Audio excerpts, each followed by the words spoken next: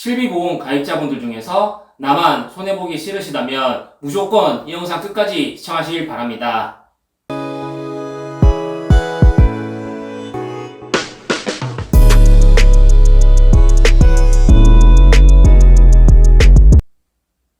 여러분 반갑습니다. 보험라이프 김팀장입니다.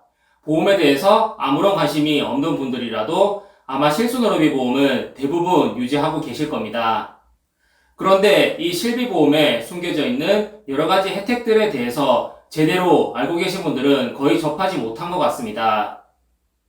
오늘 제가 설명해드릴 실비보험에 숨겨져 있는 여러가지 혜택들에 대해서 숙지하시는 분들과 무심코 지나치시는 분들의 차이점은 상당히 클 것이라고 확신합니다. 똑같은 보험료를 내면서 나만 소외당하기 싫으시다면 오늘 영상 반드시 끝까지 시청해 주시길 바랍니다. 시청하시기 전에 구독, 좋아요 버튼 한 번씩 클릭해 주시면 영상을 제작하는데 아주 큰 힘이 됩니다. 본 광고는 광고 심의 기준을 준수하였으며 유효기간은 11로부터 1년입니다.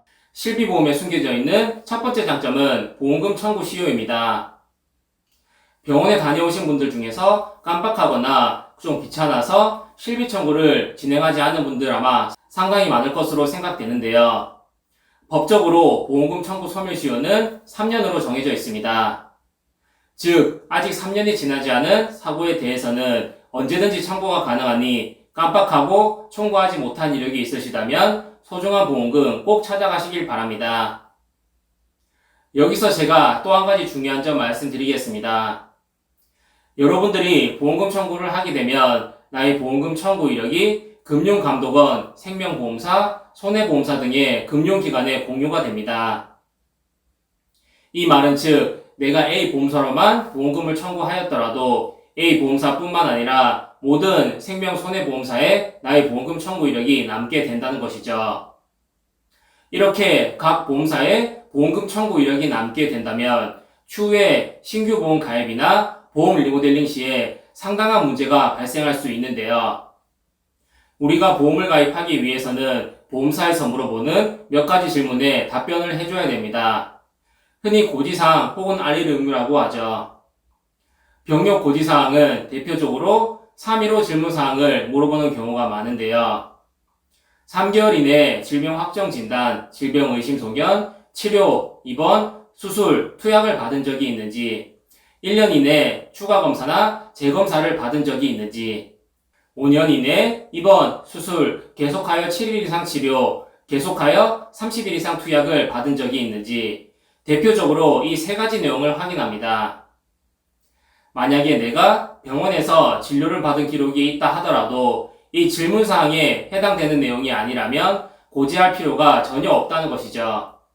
하지만 만약에 보험금 청구 이력이 남아있다면 얘기가 조금 달라지게 됩니다.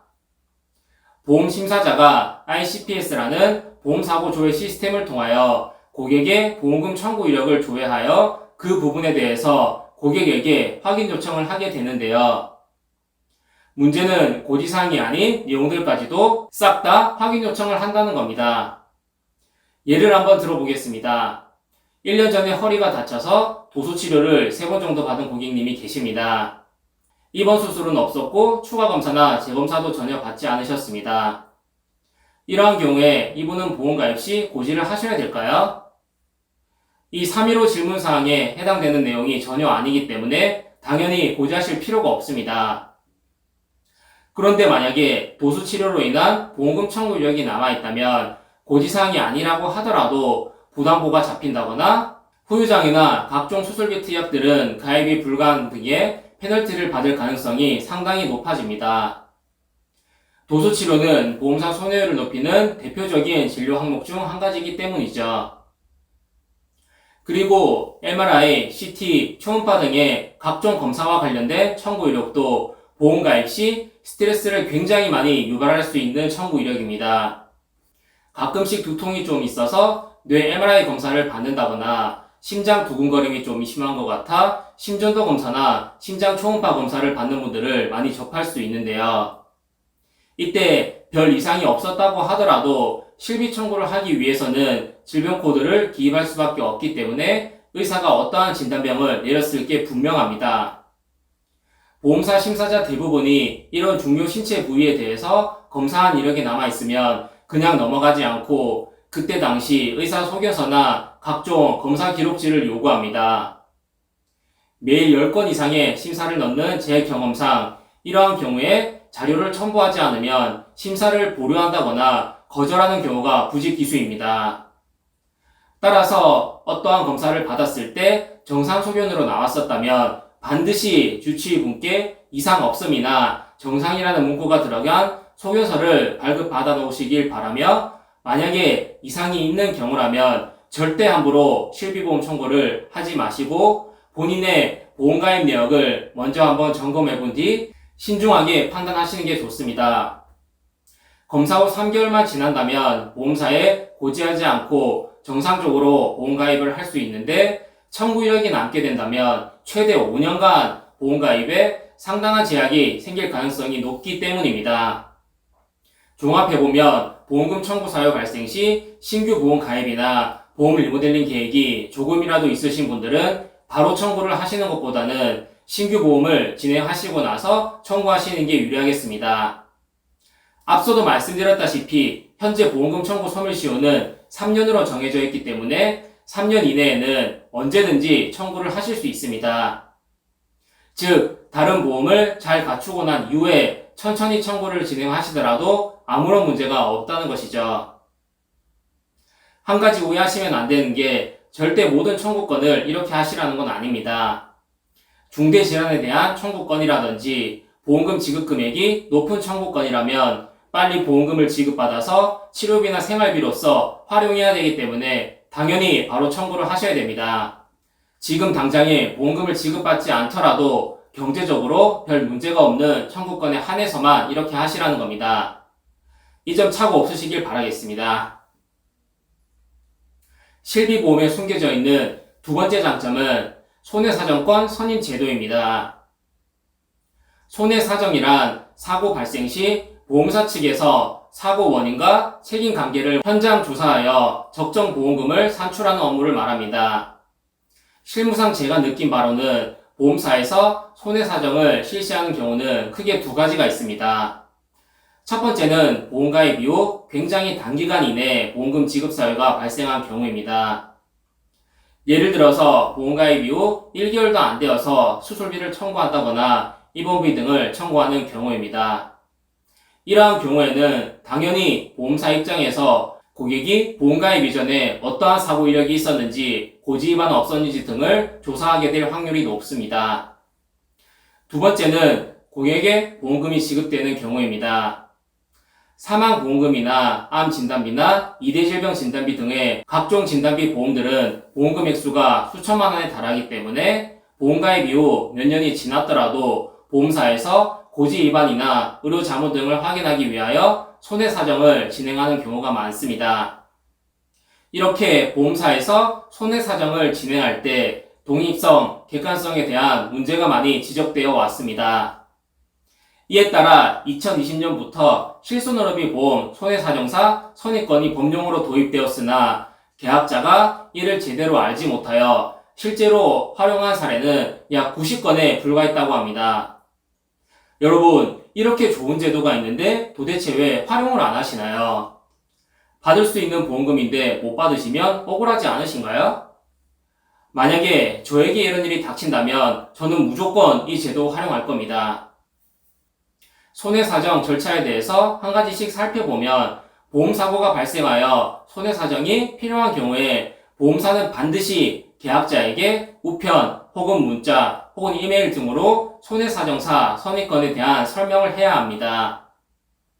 이때 계약자는 사고 발생 후 최대 10일 이내에 본인이 원하는 손해사정사를 선임할 수 있습니다. 다만 선임하는 손해사정사는 금감원에 정식 등록된 손해사정사여야 하며 한국손해사정사회 보수교육을 이수한 자여야만 합니다. 계약자가 손해사정사를 직접 선임할 경우 보험사는 3일 이내에 동의해야 하며 거부 시 계약자는 다른 손해사정사를 선임할 수 있습니다. 근데 나는 아는 손해사정사가 아무도 없는데 어떡하지? 이러한 고민을 하시는 분들이 많이 계실 것 같은데요.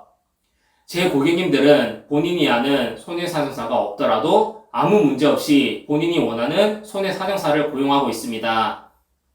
이렇게 본인이 직접 여러 손해사정사를 비교해서 선임한다면 보험사 편이 아닌 중립적인 입장에서 사고 원인과 책임관계를 조사하여 적정 보험금을 산출하기 때문에 계약자 입장에서 억울하게 보험금을 못 받는 상황을 방지할 수 있습니다. 참고로 현재 이 손해사정사 선임 제도는 실손의료비 보험이나 배상책임보험 등 일부 보험에만 적용되고 있는 실정입니다.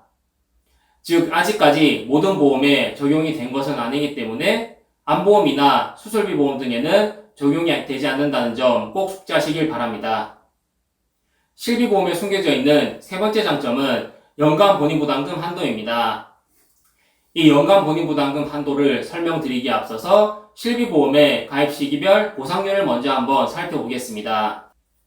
실비보험의 보상률은 가입 시기마다 차이가 있는데 2009년 7월 31일까지 판매되었던 1세대 실비보험에서는 입원 치료를 하였을 경우에 급여 비급여 구분 없이 의료비의 100%를 보상받을 수 있습니다. 2세대 실비보험부터 현재 판매되고 있는 4세대 실비보험은 적게는 의료비의 10%, 많게는 의료비의 30% 정도 일부 본인이 부담해야만 합니다.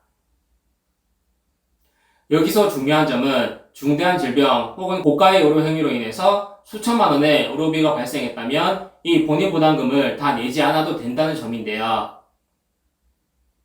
그 이유는 바로 실비보험에는 연간 본인 부담금 200만원 한도라는 기능이 탑재되어 있기 때문입니다. 즉 실비보험으로 청구를 진행했는데 연간 본인이 부담한 금액이 200만원을 초과했다면 그 초과분에 대해서는 전액 보상을 받으실 수 있다는 말입니다.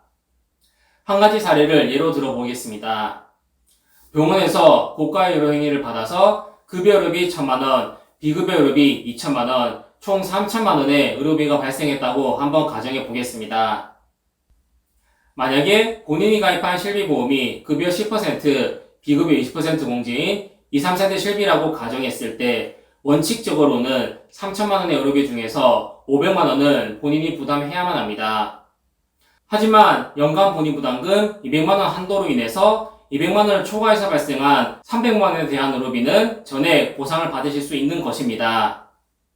과도한 의료비로 인한 경제적 파산을 막기 위해서 국민건강보험에서 실시하고 있는 저소득층 본인부담 상한제와 비슷한 제도라고 보시면 될 것 같습니다. 만약에 본인이 가입한 실비보험이 2세대 실비보험이나 3세대 실비보험인데 이 연간 본인부담금 200만원 한도를 초과한 금액에 대해서 보상을 받지 못하셨다면 반드시 담당 설계사나 보험사에 확인 요청을 하실 필요가 있겠습니다. 단 한 가지 주의하실 점은 현재 판매하고 있는 4세대 실비보험 같은 경우에는 급여 의료비에 대해서만 연간 본인부담금 한도를 적용받을 수 있고 비급여 의료비에 대해서는 연간 본인부담금 한도를 적용받을 수 없습니다. 앞선 사례에서 발생한 의료비의 보상금액을 4세대 실비보험 기준으로 계산해보면 800만원을 본인이 부담해야 되는 것입니다. 이렇듯 4세대 실비보험은 보험료가 저렴하다는 장점이 있지만 기존 1, 3세대 실비보험에 비해서 본인부담금 비율이 높아졌고 비급여 의료비에 대해서는 연간 본인부담금 한도도 적용받을 수 없기 때문에 중증질환 환자분들이나 현재 고가의 치료를 받고 계신 분들은 절대 함부로 실비를 전환하셔서는 안 되겠습니다. 실비보험에 숨겨져 있는 마지막 네 번째 장점은 납입 중지 및 환급 제도입니다. 현재 실손의료비 보험은 비례보상제도로 운영되고 있습니다. 비례보상제도란 다수의 상품에 중복으로 가입하였더라도 피보험자가 실제로 부담한 의료비를 초과하지 않고 보험사에서 비례분담하는 제도입니다. 예를 들어서 병원비를 100만원 부담한 경우에 A 보험사와 B 보험사로부터 각각 100만원을 지급받는 것이 아니라 각각 50만원씩 지급받게 되는 것입니다. 이건 보상률이 100%인 1세대 실비보험으로 가정한 경우인데 2세대부터 현재 판매되고 있는 4세대 실비보험은 보상률이 각각 다 다르기 때문에 보장금액도 달라질 수 있다는 점 참고하시길 바랍니다. 이러한 비례보상 제도를 모르고 실비보험을 2개, 3개씩 가입하려고 하시는 고객님들이 많다 보니 현재는 모든 보험사에서 실비보험 중복 가입을 제한하고 있습니다. 그런데 회사 단체 실비보험은 개인 실비보험 보유 여부와 관계없이 가입을 시켜주기 때문에 실비보험과 단체 실비보험을 같이 가입하고 계신 분들도 계신 상황인데요. 이렇게 개인 실비보험과 단체 실비보험을 중복 가입하고 계신 분들은 납입 중지 제도를 활용할 수 있습니다. 이 내용에 대해서 자세히 살펴보면 단체 혹은 개인 실비보험에 중복으로 가입한 경우 단체 또는 개인 실비보험에 대해 납입 중지를 신청할 수 있고 납입한 보험료에 대해서 환급금이 있는 경우에는 일부 환급도 받을 수 있습니다. 신청 대상자는 개인 실비보험을 1년 이상 유지한 경우로서 단체 실비보험에 중복으로 가입된 때 납입 중지 신청을 할 수 있습니다. 추후에 중지된 개인 실비보험의 보장을 제기할 때에는 별도의 인수신사도 없으며 중지 당시 본인이 가입한 실비보험과 제기 시점에 판매 중인 실비보험 중에서 선택하여 제기할 수 있으므로 굉장히 좋은 제도라고 할 수 있겠습니다. 단 주의하실 점도 있는데 단체 실비보험 종료 후 반드시 1개월 이내에 재개 신청을 해야 하며 보장 내용 변경 주기가 경과하여 기존 실비보험으로 재가입이 불가한 경우에는 재개 시점에 판매 중인 실비보험으로 재가입됩니다. 그리고 3개월 이상 해외에 체류하는 경우에도 납입 중지 혹은 납입보험료 환급 대상에 해당됩니다. 2009년 7월까지 판매되었던 1세대 실비보험에서는 국내가 아닌 해외 기관에서 치료를 받더라도 약관상 일부 보상이 가능했습니다. 하지만 표준화가 이루어진 2세대부터 모든 보험사 약관에 해외 기관에서 치료를 받았을 시에는 보상이 불가하다는 조항이 담겨져 있습니다. 그렇다면 해외에 장기적으로 체류하시는 분들의 입장에서는 보장은 못 받는데 매달 보험료만 나가니 상당히 억울할 수 있겠죠. 이러한 분들을 위해서 3개월 이상 해외 체류한 사실이 확인되는 경우 해당 기간 동안에 납입한 보험료를 환급해주거나 납입을 일정 기간 동안 중지해주고 있습니다. 단 앞서도 말씀드렸다시피 1세대 실비보험은 해외에서 치료를 받은 경우에도 일부 보상이 가능하기 때문에 납입 중지 혹은 환급 대상이 아니므로 2009년 8월 이후에 판매된 2세대 실비보험 가입자분들에 해당되는 내용이니 착오 없으시길 바라겠습니다. 자, 이렇게 실손업의 보험에 숨겨져 있는 여러가지 혜택들에 대해서 자세히 알아보았습니다. 실비보험 납입 중지 혹은 환급 제도를 몰라서 굳이 내지 않아도 될 보험료를 내고 있다거나 손해사정사 선임권 혹은 연간본의 부담금 상환 제도를 몰라서 놓치는 보험금이 발생하지 않도록 오늘 제가 영상에서 설명드린 내용들 반드시 숙지해 놓으시길 바라겠습니다. 더 궁금하신 점 있으시거나 저에게 보험 상담을 한번 받아보고 싶으신 분들은 언제든지 편하게 상단이나 댓글란에 나와 있는 연락처로 편하게 연락 주시길 바랍니다. 최선의 마음으로 최고의 컨설팅을 약속드리겠습니다. 영상이 도움이 되셨다면 구독, 좋아요, 알림 설정까지 꼭 부탁드리겠습니다. 지금까지 보험라이프 김팀장이었습니다. 감사합니다. 본 광고는 광고 심의 기준을 준수하였으며 유효기간은 10일로부터 1년입니다.